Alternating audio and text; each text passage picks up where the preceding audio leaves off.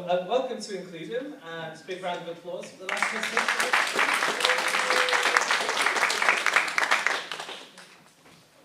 So, I don't actually work for Includem, technically, quite confusing. I'm a service designer, and I work in an organisation called Snoop. But since May, I've been working full-time within Includem as their embedded designers, as it were. So I'm going to tell you a quick bit about Includem, and then I've got a movie for you to watch. It's not Frozen, I'm afraid. But so Includem are a support service, quite different from some of the services we've heard today, but a lot of similarities. They provide support to young people who often have vulnerabilities due to past trauma, abuse, neglect, deprivation and offending behaviour. And their transitional support service predominantly offers support to young people who have been excluded from mainstream services and are maybe now 16 to 18 in that bracket where they're not in child services, maybe don't need adult services or they haven't moved into them yet, and they're kind of transitioning into the adult world away from child services. So like I say, I'm not an expert in this area. My job is to kind of facilitate young people and the workers that I've been working with to tell me what they need and to help them design a better service. So I've been working with 17 young people and workers from across Scotland and 5 to do this. You can read a little bit more about the project and the transitional support service in our newspaper, which you can get out in the meeting room. More exclusive than the National. Grab it while you can. So something that I think has been talked about quite a lot today is the importance of user-centred planning, which is so key to what I do as a service designer, and it's really great to hear people talking about that. And I'd like to say a big well done to everybody today, but to Scott for having these pledge cards. I think that's a fantastic idea. Doing, not talking, is my motto. So it's great to all be here, be talking about these things, but okay, so what now? What do we do about these things? So I'm pledging that all of the recommendations that are in that paper, I'm going to make sure that Includem implements them in every way that they can. So if everybody else reads it, then that helps me hold them to account. So grab a copy. And without further ado, I'll press play. I should warn you, one young person does swear within the first minute, and one young person speaks quite softly, so you have to listen quite hard to him. But hopefully,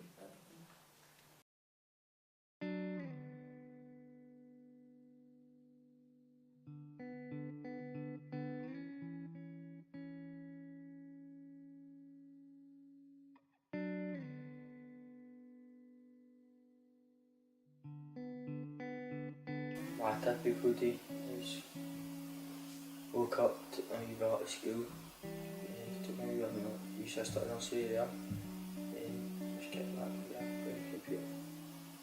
Nothing to do anymore. But being honest, getting up, sitting about, smoking weed, drinking, fuck about really. I don't really do much because of my health problems at the moment, so I'm stuck in the house. Spend most of my time looking after her, making sure she's got everything she needs. I don't think there is a typical day because they're all really different. So you can have your planner set out of what you're wanting to do with a young person, whether it be like focus work or an appointment, but then things can change. It's on a daily basis for our young people, so it can all go a bit AWOL and end up being completely different what you've planned for. A typical day would probably for me get up early, be in around about 8 o'clock or something before the young people wake up, get my paperwork and stuff up to scratch, and then I'll potentially, depending how busy a day it is, see 3, 4, maybe 5 people for about an hour and a half to 2 hours each, depending on what I think and what they think that they need.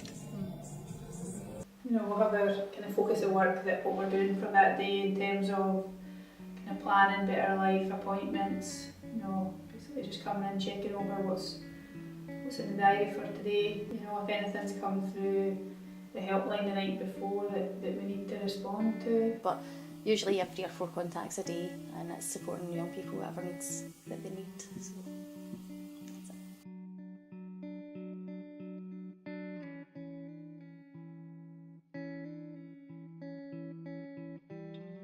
usually do some work, find employment and stuff. Bit of job centre for applications, applies for stuff online, takes me out to use the computers. I get quite excited when Includem come because I've got people from the outside coming in and I've got people to talk to. I could say I get quite excited, but most of the time they're just taking the mick out of me. in a good, yeah, not in an awful way, but a funny, like, chilled out environment way, basically. She's trying to keep us at the jail process. Yeah.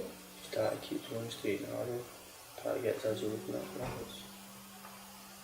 And that's what she's trying to do anyway. You know, it can be quite high paced. Some days are really non-stop.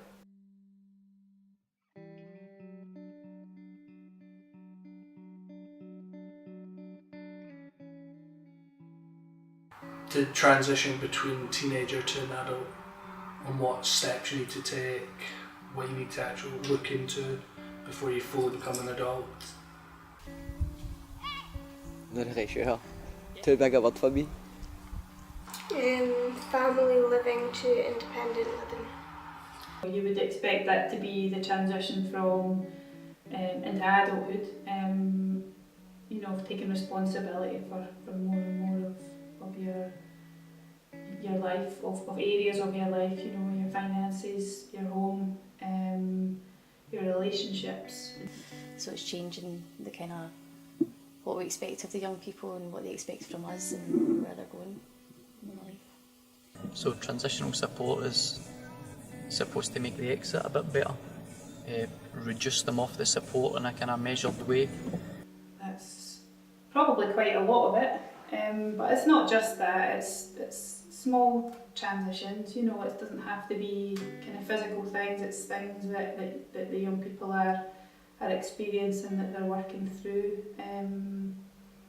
you know, kind of addictions, you know, transitioning from the start to the end of a programme relating to that, education, you know, learning skills, things like that. It's kind of a variety of transitions that kind of ultimately, once they're complete, you know, young people are in a much better place going forward.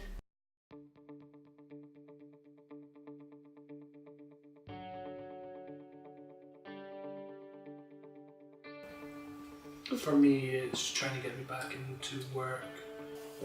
Goes into courses and that. Get us out of jail, probably still in the jail if I was there working with you. Rewriting my CV as well. Getting my own house and stuff, I've got us that before. Helped me find work, and helped me with my family problems and stuff. Took you to all my SRO appointments. They're currently helping with my health and well-being. So they're trying to help me move about and try and make myself feel less isolated and trying to get back in contact with my friends. It 100% depends on each young person. There'll always be some aspect of the work relating to the basic things like finances and benefit appointments. It's voluntary, so they decide that they want to keep working with us. They've decided they still need a bit of support, so it's very much them leading things. Things like building social capital, making sure that the relationships are strong with key people that they can use in their life once we're away, teaching them how to research different things. So it can be something as simple as don't just purely phone up and book them an appointment. You tell them how you research to book their own appointment. Make sure they've got confidence phoning people and all that kind of stuff. They need a lot of encouragement sometimes for things like that. They don't find it easy, they perhaps don't have money, and phones, things like that, to kind of carry out the very basic things that are needed. Mostly because they are in the age range of like 16 and upwards that are really getting referred over to us. It's mostly like housing and benefits and job opportunities. That's kind of like getting them ready for adulthood, so all the kind of things you would need to be an adult and to learn about, like budgeting and how to manage your door and not have your house be a drinking den, and having seen what opportunities are out there for employment and stuff. I would say there's another half of it is really about the emotional support. Different young people have different likes, tastes, interests, and we try and tailor everything around that. I believe that they benefit from feeling that time with you. Then you've obviously got better life as well, so that'll be your cognitive behaviour type stuff. Some of the kids require that, others don't. Just having that opportunity away from the rest of the chaos. I think to have a bit of time out with someone who's there just for them.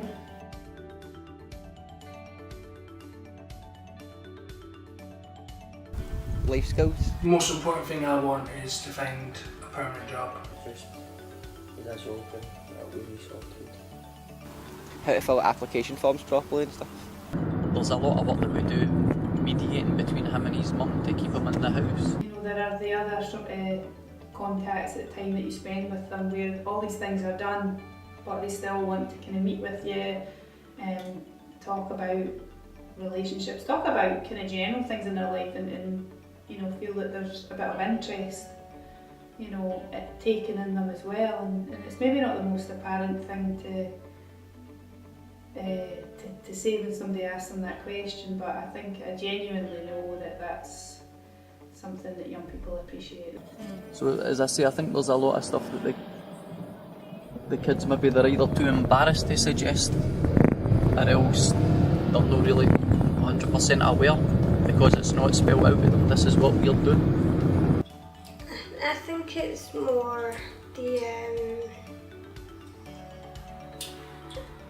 self. Yeah, the self-confidence, it's not there.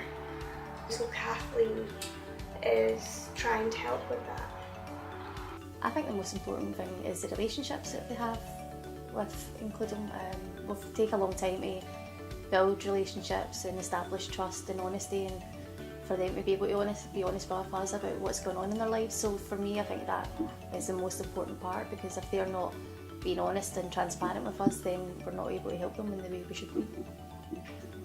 It can't be so rigid as other types of relationships, you know, statutory involvements and stuff like that. It can't be so rigid. There's that element of, you know, this is what I expect from you and this is what you need to do, but I'm actually going to support you each step of the way to do it. And I think that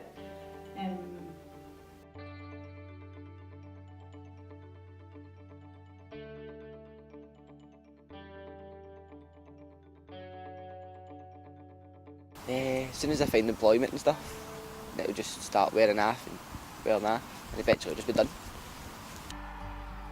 I'm really not too sure because of all the problems I've got right now, so.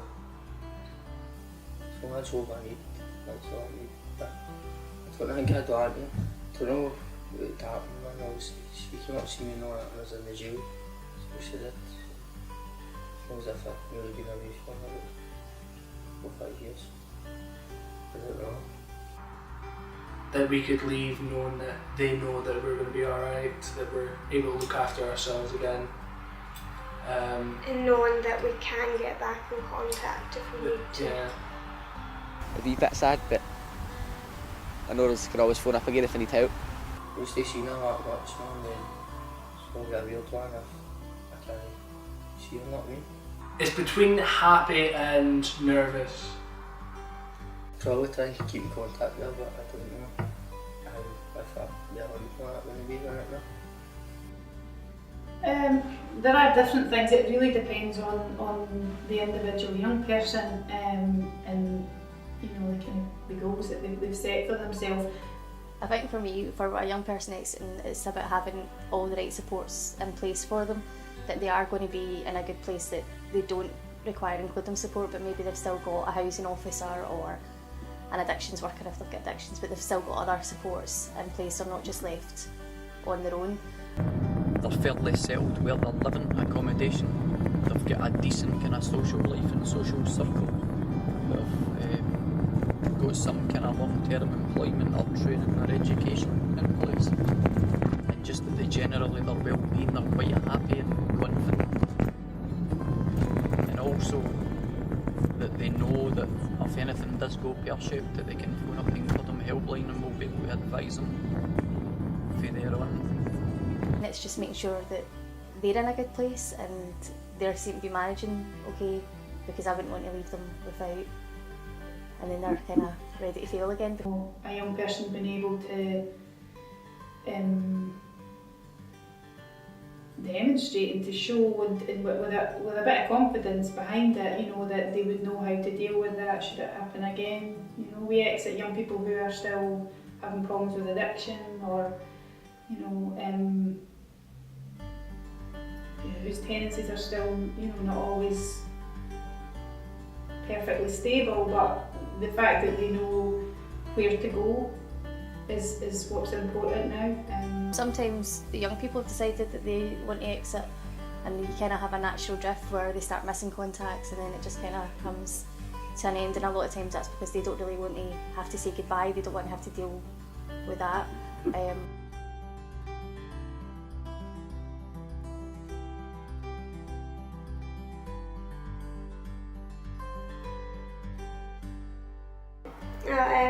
We started having quite a lot of problems because my employment and support got stopped and they were blaming it all on me, saying it was my fault.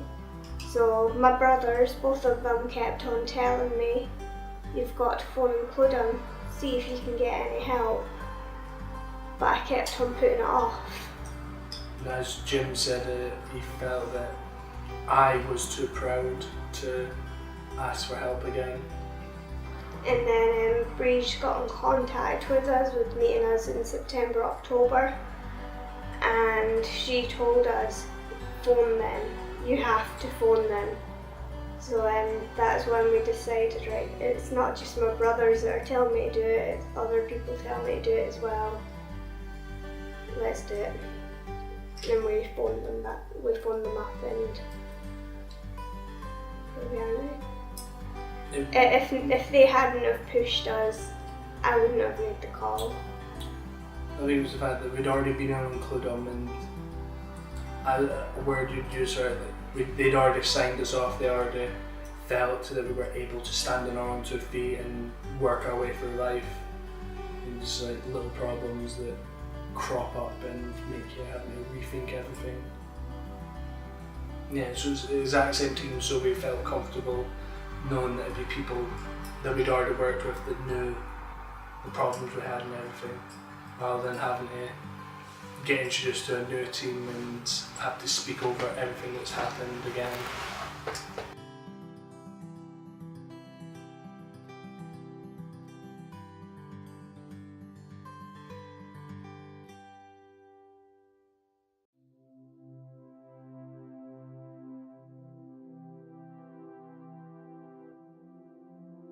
No, I did do everything properly and it's all good spot today, man. So Thanks. Thanks for this. Helping us. thanks to Includem for helping me. I think we say to them what we think when they're here. Yeah. It just comes out. It just comes out every time. Word vomit.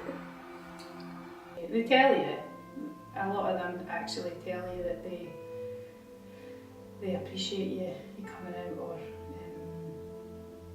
spending that time with them.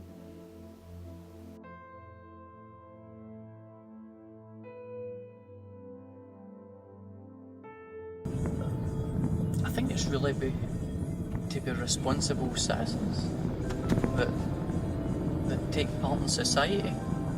They're part of the employment world, they're behaving responsibly, they're not offending. Just to have a decent, happy, normal life that everybody expects to have. My big thing for young people is ask for help. There's so many different people that can help young people. I hope to have left them with a good moral compass, because we do a lot of work on, like especially risk-taking and offending behaviour, but about how things affect people that they might not have even realised. So, and looking at the models of if you rob somebody, the effects that has, and so I think that's what I would like to leave them with. But I think as well, like a positive experience of having a support worker, because sometimes it can be seen as a negative thing that they've got like support workers. So for me, to have had a positive experience and gained from it and have made positive changes and are doing well in their lives. Building up their resilience and the confidence to phone and ask for help, I think,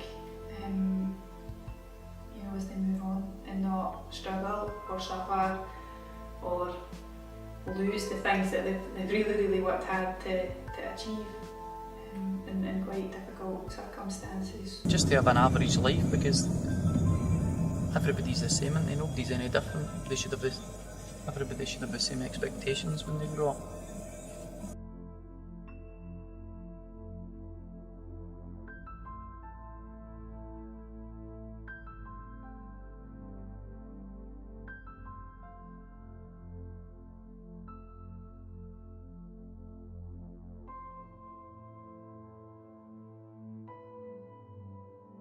Thanks very much, and hopefully you've had a bit of insight there into quite a different organisation from some of the other ones we've heard from, and workers who I think really go the extra mile to build personal, genuine relationships with the young people they support.